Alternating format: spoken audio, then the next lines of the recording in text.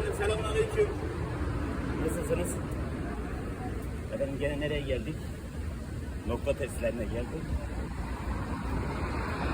Hava da çok güzel.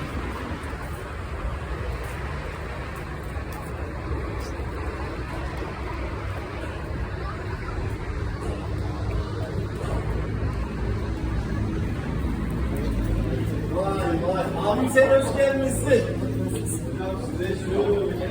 Lezzet dünyası. Nokta testleri dediğin zaman lezzet dünyası. Evet, duygularımızın tercümanı, gönül dünyamızın sesi, sen hoş geldin. Nasılsın? Sağ ol, eyvallah.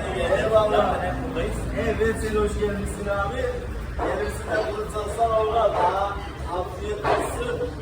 Heh. Nasıl abi? Evet, teşekkür ederiz. Halis babamız sana geliyor. Eyvallah. Evet, teşekkür ederim. Ben teşekkür ederim Halis baba.